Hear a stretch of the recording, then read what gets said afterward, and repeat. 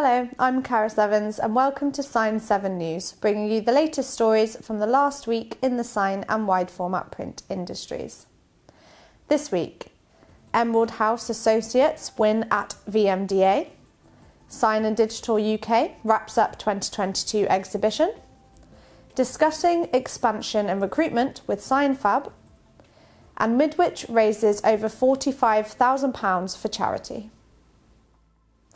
First, ahead of its exhibition for the visual, merchandising and display sectors, VM and Display has held a celebratory awards night in London.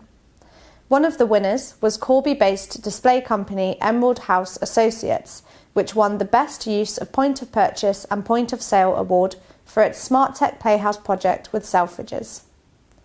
The company says it's an amazing achievement and reflects the expertise of the team. Next, Sign and Digital 2022 has wrapped a successful show after being delayed twice due to the pandemic. The show included wide format printers from Epson, new kit from Hybrid & Mackie, as well as Hexis and its vehicle wrapping tutorials. Suppliers of display graphics, Premiere, says, "It was great to be back at a live event where we brought some fun and positivity to the show." Now, with 2 large sites and around 150 staff manufacturing trade-only signage, SignFab has grown significantly since it was founded in 2001. With its wealth of knowledge in sign fabrication and its support of resources such as Make It Happen workshops, we decided to speak to Production Director Steve Mouton about how the company has coped with ongoing issues and challenges in the industry. We're the UK's largest trade manufacturer of signage, very much strictly trade only. We've grown massively from where we started in 2001. Every single type of sign you'll ever see, we've made it SignFab. Very, very passionate about the signage we make and the customer care that we provide alongside it. So originally we had Byford Road, and then we did buy a second site, which was over on Friday Street. It was more just floor space. The guys needed more space to be able to do it. Signs seemed to get bigger all the time for us to be able to really lay everything out and actually check things properly.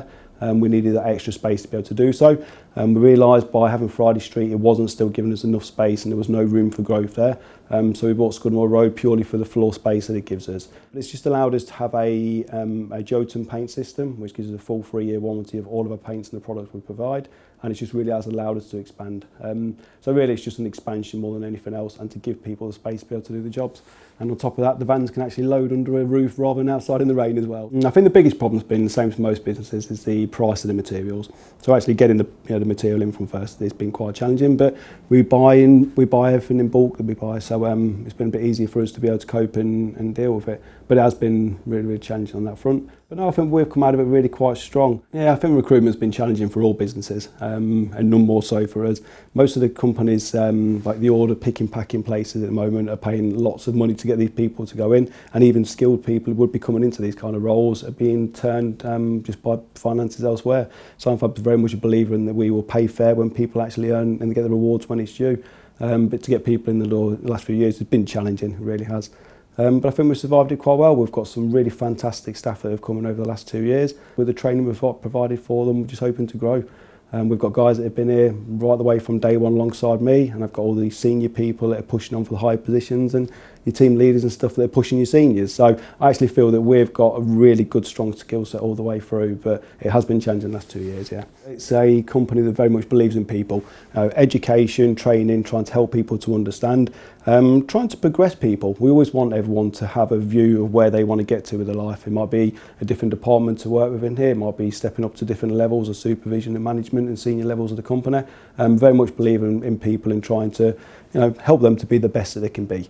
So I think that's the really important thing. We really want to be on the top of the game with new products, hence working in collaboration with Make It Happen and our customers to make sure that we are looking at what is the next innovative idea that's coming through, making sure that we are putting R&D into everything we're doing, and our customer care. We really are trying to pride ourselves, and we are, of getting a response back to our customers within an hour, and making sure that we're doing everything within our powers to get the right resolve, and making sure we're being thorough with the dealings as well, properly understanding what the failures can be and how we put a stop to them going forward. So real believer in a customer care and putting things right. And finally, specialist audio-visual distributor Midwich has managed to raise £45,000 for the company's mental health charity partner, Norfolk and Waveney mined.